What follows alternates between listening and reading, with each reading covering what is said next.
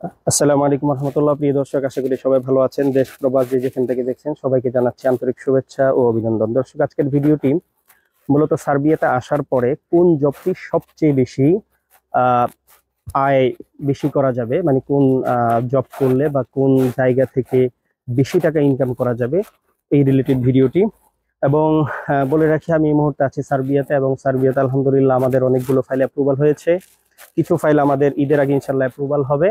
তবে ভিসা যেহেতু একটু দেরি হয়, সেই জন্য ভিসার কপিগুলো এখনো দিতে পারছি না, খুব দ্রুত ইনশাল্লাহ পাবেন। দ্বিতীয় যে ব্যাপারটি, সেটি হচ্ছে সার্বিয়াতে যারা আসেন, অনেকে বিভিন্ন কোম্পানিতে আসেন, ওয়্যার হাউসে, কনস্ট্রাকশনে বা বিভিন্ন জায়গায়। তো এই ক্ষেত্রে নর্মালি সার্বিয়াতে বেতন হয় যেটা 500 থেকে 600 ইউরো। কাজ জানা থাকলে এর উপরে আসলে মুশকিল একটা ব্যাপার। কিন্তু রিসেন্টলি আমি সার্বিয়াতে দেখেছি অনেক মানুষ যারা কোম্পানিতে এসেছিল, কোম্পানিতে কিছুদিন থাকার পরে তারা ভিন্ন একটা ট্র্যাকে তারা চলে যাচ্ছে। কেন যাচ্ছে এই বিষয়টি নিয়ে আমি গত কয়েকদিনের অনুসন্ধান করেছি, বেশ কিছু ভালো তথ্য পেয়েছি যেগুলো আসলে আপনাদেরকে জানানো উচিত।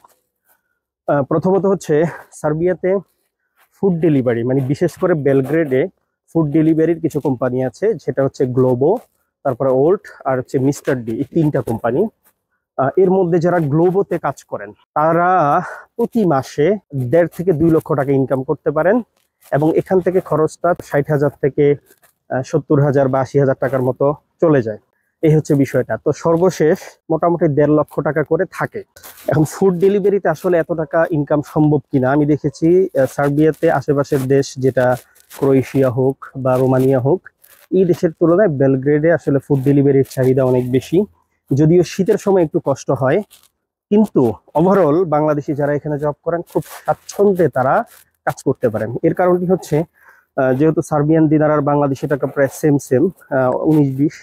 তো এখানে একটা ডেলিভারিতে ধরেন 1500 টাকা, বাংলা টাকায় ধরেন একটা ডেলিভারি, এটাতে অনেক সময় 300-400 টাকা পর্যন্ত পাওয়া যায়, অনেক সময় 500 পাওয়া যায়, যেটা হচ্ছে অফ টাইমে যদি হয়, দেখা গেল রাত্রে 10টার পরে বা এই টাইমগুলোতে।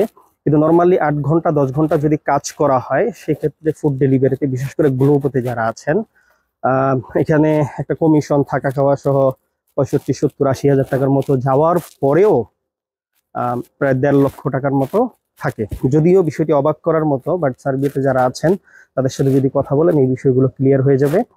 এবং যারা সার্বিয়াতে আসবেন, তারা অন্যান্য স্কিল, যেমন কি শেপ বা অন্যান্য কাজ শিখে আসবেন।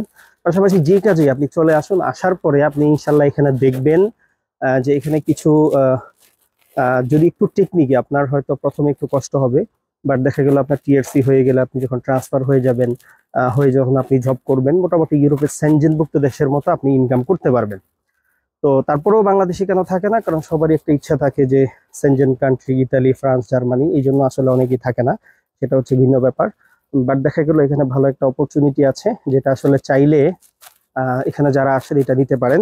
একটু মোবাইল সম্পর্কে ধারণা থাকতে হয়, তাহলে ভালো। এই হচ্ছে ব্যাপারটি। আর সবাই দোয়া করবেন ইনশাল্লাহ আমাদের জন্য। বিশেষ করে আমাদের হয়তো ইতালির কিছু কাজ দেরি হচ্ছে, প্রবলেম হয়ে গেছে। এর পাশাপাশি ক্রোয়েশিয়া এখন একটু ডিলে হচ্ছে। সার্বিয়ার কাজগুলো হচ্ছে আলহামদুলিল্লাহ, আমাদের পেছনে অনেক শত্রুও লেগেছে। শত্রুর মতো থাকুক, আমরা কাজ করতে থাকি।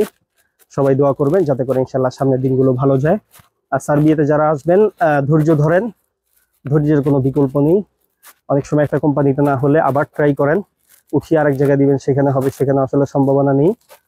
কারণ ভালো লিঙ্ক যাদের, তাদের একটু দেরি হলেও কাজগুলো হচ্ছে। আমি চেষ্টা করতেছি আমাদের কাজগুলো খুব দ্রুত ইনশাল্লাহ সাকসেস নিয়ে আসার জন্য। তো সবাই ভালো থাকবেন, সুস্থ থাকবেন। আসসালামু আলাইকুম রহমতুল্লাহি ওয়া বারাকাতুহু।